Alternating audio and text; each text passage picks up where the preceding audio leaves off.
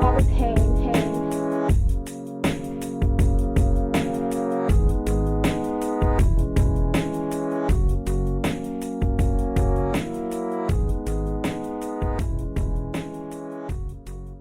Hey, Crime Salad listeners, welcome back to another episode. My name is Ashley, and with me always is my partner in crime, Ricky, and this is Crime Salad Podcast. Just this past December 8th, 24 friends and family of Bobbie Jo Stinnett gathered around the town square in Skidmore, Missouri to remember their friend who was murdered 14 years ago. Bobbie Jo was a 23-year-old woman who lived with her husband in town. Outside of her job in manufacturing, she worked at Happy Havens, which helped find homes for rat terriers and other homeless dogs. In 2006, Bobbie Jo was absolutely thrilled to find out she would be pregnant with her first child. When she met Lisa Marie Montgomery online, who shared that she was also pregnant and just as big as a lover of dogs as Bobbie Jo was, she thought she had made a wonderful new friend. Instead, Lisa Montgomery would become famous as only one of the 50 other women to be placed on death row for what she did to Bobbie Jo. Our case this week dives into the lives of these two women, what happened on the day they met, and the aftermath that found Lisa Marie scheduled to be the first woman executed in America in almost 70 years. In early spring of 2004, Bobbie Jo Stinnett found out that she was pregnant with her first child. She had gotten married to her childhood sweetheart, Zeb Stinnett, about a year previous, and the couple were trying to save money to move out of their small rented home into something more permanent where they could raise their daughter together. Bobbie Jo was 23 and Zeb was only a year older at 24, and they both worked at a local manufacturing plant. And to make some extra money to put towards their future home, Bobbie started up and ran her own dog breeding business called Happy Haven Farms out of her home in Skidmore, Missouri. Bobbie Jo was a huge fan of rat terriers, a small, intelligent dog breed. She had two of her own named Belle and Tipsy, as well as a much larger Dalmatian named Maddie. She was a licensed breed inspector, a judge for the National Kennel Club, and would often travel around Midwest for various dog shows. When friends and family would stop over to see the Stinnetts, there were usually no less than 4 or 5 puppies running around. Bobbie Jo preferred it this way. She was just the biggest dog lover in Skidmore. To promote her business, as well as just talk about her shared love of rat terriers, Bobbie created a website for Happy Haven, where she would often post pictures of not just the dogs who needed a home, but also herself and her husband. In addition to her website, she began to post on an online community dedicated to rat terriers. Given her love for the dogs and her status in the dog breeding community, she was a popular member in the community, posting frequently about both dogs and her personal life. Even when she became pregnant in the spring of 2004, she was thrilled to share the info with her online group. It was through this online forum that Bobbie first met another woman who said she was also pregnant, Lisa Montgomery. Okay, so a little bit about Lisa. She was 36, over 10 years older than Bobbie Jo, and she lived in Melbourne, Kansas, which was a small town a little under 3 hours away from Skidmore. She did have a difficult life growing up. She was abused by her stepfather for many years, and when she finally told her mom about what had happened, her mother threatened her, instead siding with her soon-to-be ex-husband rather than her own daughter. Understandably so, as soon as Lisa was old enough to get away from the house of her family, she did. When she was 18 in August of 1986, she married her stepbrother, Carl Bowman. A few months later, in January of 1987, Lisa gave birth to her first child with Carl. The couple went on to have 3 more children over the next 3 years together. Despite still wanting to grow her family in 1990, Lisa underwent a procedure called tubal ligation, or as it's more commonly called, getting your tubes tied. Lisa says that it was her mom and Carl that forced her to get the sterilization procedure. The procedure was successful. Lisa could not get pregnant again. despite it being physically impossible. In the following years, Lisa claimed that she was pregnant again 4 more times. It seems as if these claims might have been a sort of manipulation of the men she wanted to be with. In 1994, after getting separated from her first husband, Carl, she had an affair that ended in her claiming to be pregnant, which led to Carl and Lisa getting back together. After they reconciled, she stopped claiming she was pregnant altogether. Eventually, Lisa officially separated from Carl for good. In 2000, Lisa tells her new partner, Kevin, that she is pregnant and that she was going to have an abortion. Kevin gave her $40, and assuming she went through with the procedure, they didn't talk about it again. After Kevin and Lisa get married in 2002, she starts to tell her friends and family that she is once again going to have a baby. She shared that she was getting prenatal care, but as it would later be revealed by the court physician, she had only been treated for ankle pain and a cold, not a pregnancy. When the alleged due date passed and she didn't give birth, Lisa told Kevin that the baby died and that she had donated the body to science. Despite how badly it seems that Lisa wanted to have another baby, no one suspected that she would resort to such desperate measures in December 2004. Around the same time that Bobbie Jo Stinnett was telling her online community that she was pregnant, Lisa Montgomery began to tell her friends and family that she was pregnant as well. Lisa posted her news, replied to Bobbie Jo's post, and started to talk about their shared pregnancy experiences. Of course, given Lisa's history of lying about pregnancy and her surgery in 1990, we know that it's unlikely that she was really pregnant at all. Regardless, Lisa told people she was pregnant. She wore maternity clothes and behaved as if she was pregnant. Lisa's second husband, Kevin Montgomery, and her children were not at all aware that she had the sterilization surgery and all believed that she was really going to have another child. Some of her friends even believed this too, and saying that they thought she was really showing signs. Others were suspicious, especially those who knew she had the surgery. When her first husband, Carl, and his new wife accused Lisa of lying to the family, she responded that she would prove them wrong. While Bobbie and Lisa were friends through a rat terrier chat room called Ratter Chatter on December 15th, 2004, Lisa instead contacted Bobbie Jo, pretending to be a woman named Darlene Fisher, a woman who was interested in adopting a puppy from the new litter that Bobbie had recently posted about in the forum. Darlene was supposedly from Fairfax, Missouri, which wasn't too far from Skidmore, and had learned about the puppies through a mutual friend in the forum. Through her business, people would frequently stop by Bobbie Jo's home to talk about and look at the dogs she was breeding to adopt them. Without hesitation, Bobbie posted that she had emailed Darlene with her address and directions to her home, saying that she was excited to talk with Darlene in person the following day. After scheduling the meeting, Bobbie Jo Stinnett called her husband and mom, Becky Harper, to share that a woman from Fairfax was coming to look at the dogs the next day. On December 16th at 12:30 in the afternoon, like they had arranged online, Lisa arrived at Bobbie Jo's house in Skidmore, Missouri. Given that they had only talked online, Bobbie had no idea that the woman she invited into her home wasn't actually Darlene Fisher. She had only seen a few pictures of Lisa online anyway, and at this point, Lisa would have been just as far along in her pregnancy as Bobbie Jo. As she walked into the Stinnett home, hidden in her jacket, Lisa had brought with her a white cord and a sharp kitchen knife. After a little small talk, the women brought the dogs outside to play. Becky Harper, who is Bobbie's mother, called her daughter to make sure that she would still be able to give her a ride home from work around 3:30. This was the last time Becky would ever hear from her daughter again. Sometime after hanging up the phone, Lisa attacked Bobbie, strangling her with the cord she had brought until she fell unconscious. Lisa took out her sharp kitchen knife and cut into Bobbie Jo's pregnant stomach, and the pain from it all caused Bobbie Jo to wake up from her unconscious state. Bobbie fought back against Lisa, grabbing and pulling at her hair. As she fought for her and her baby's life, Lisa wrapped the cord again around Bobbie's neck, this time killing her.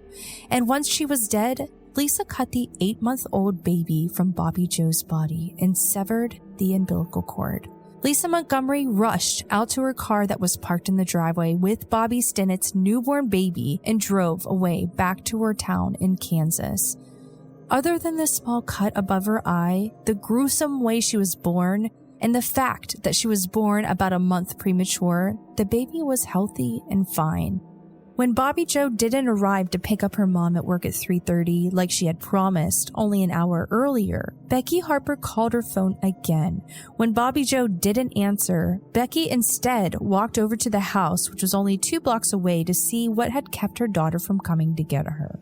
The front door was left wide open. Becky went inside and saw her daughter, covered in blood on the floor. Panicking and distraught, Becky called 911 and said it looks like her daughter's stomach has exploded. Sheriff Ben Espy was one of the first to arrive at the Stinnett home. He recalled that, quote, "You could see swirls in the floor in the blood, showing there were signs of a struggle." Examiners believe Bobbie Jo was alive for at least part of the time while the baby was being removed. Despite Becky's attempts at CPR to revive her daughter, Bobbie Jo Stinnett was pronounced dead at the scene. While investigators were only starting to piece together what had happened at the Stinnett home, Lisa was on her way with the baby back to her Kansas town. She had stopped a little bit away from the Stinnett home, clamped the baby's umbilical cord, and cleaned her up with wipes. Lisa had come prepared to leave Bobbie Jo's house with the baby.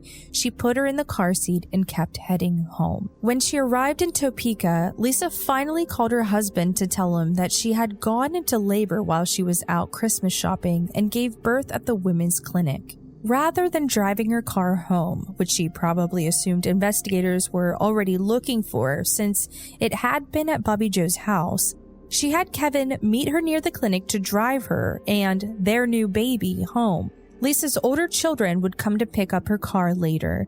Lisa and Kevin, who actually had no idea about the truth of where the baby came from, excitedly called friends and family to announce the baby has arrived. They decided to name her Abigail. While the Montgomerys began to share their news, investigators are quickly piecing together what had happened to Bobbie Jo Stinnett. With no forced entry, police quickly assumed that whoever had done this must have been invited in, which led them to assume this was someone who had come to meet Bobbie Jo about her dogs. A neighbor recalled seeing a red 2-door car parked in the driveway, presumably owned by whoever had come to visit and Bobbie's murderer. When the news of her death broke, members of the forum group tipped off police about the exchange that they had seen a few days earlier between Darlene Fisher and Bobbie. Through conversations with internet providers, they were able to trace the IP address that Darlene's email came through back to Lisa's home. When they arrived at Lisa's house, they found the same red car seen at Bobbie's house parked out front. Kevin, completely unaware of what his wife had done, answered the door to the investigators. They saw Lisa on the couch holding a baby.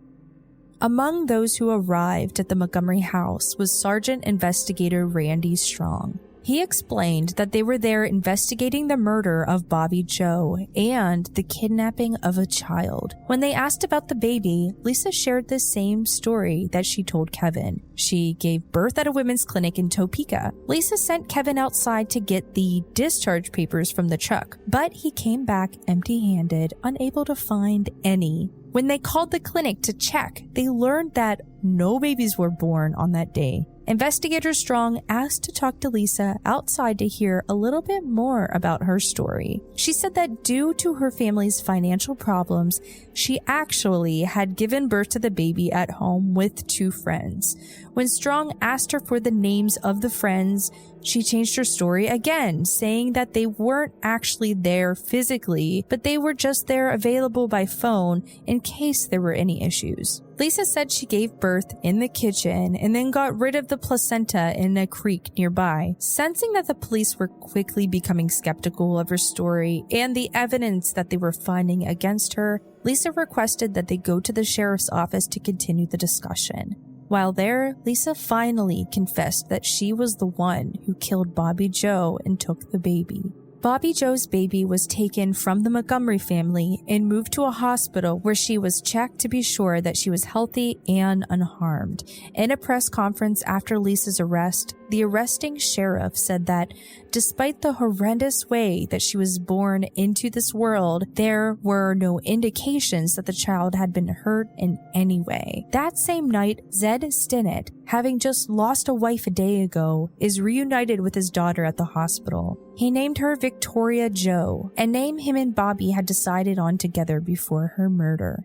With Lisa in custody after a full confession, she was charged with kidnapping resulting in death.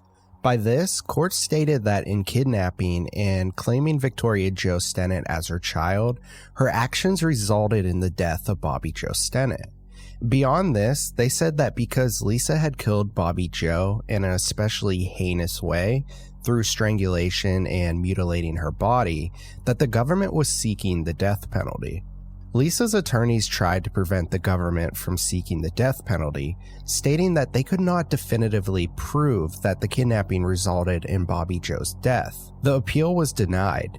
It seems obvious to us that Lisa's actions directly led to Bobbie dying. A jury heard 11 days of testimony about the crime, and Lisa's defense presented an insanity claim. The insanity defense was based on proving that Lisa was experiencing pseudocyesis, or the false belief that you are pregnant, along with many mental health issues stemming from her abuse as a child and a teen.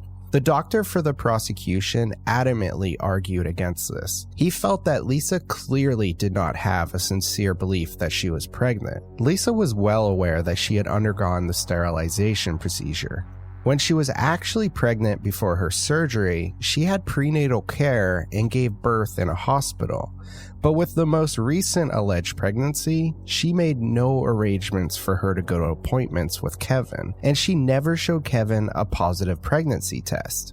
With pseudocyesis looking like an unlikely diagnosis, Reuben Gurr, PhD, was asked by defense to say whether Lisa had any other mental injury. He was prepared to say that Lisa's brain showed abnormalities that were consistent with pseudocyesis. The government rejected these claims, stating that the methods were unreliable. After 2 days of testimony from experts, the court concluded that Lisa's MRI was not abnormal and did not show any conditions that were relevant to the case. With her insanity defense falling through, Lisa also claimed that her brother Tommy Kleiner was at Bobbie Jo's house the day of the murder. A polygraph suggested that she wasn't lying, but the prosecution had all polygraph exams excluded.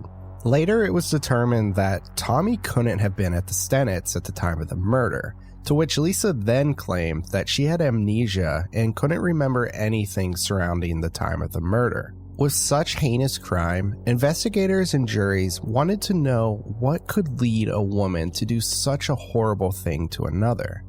It came to light that during fall of 2004, Lisa was in a custody battle with her first husband, Carl Bowman. He knew she couldn't become pregnant and that she was lying to her current husband, Kevin, and family when she told them that she was pregnant again. Carl and his new wife sent emails to Lisa saying that they planned to expose that she was lying to everyone about her pregnancy. In these emails, he claimed that he would use the lies she was spreading against her at the custody hearings. While this doesn't at all justify murder, it perhaps gives us some insight into why Lisa felt she had to go to such extreme measures to claim a baby as her own.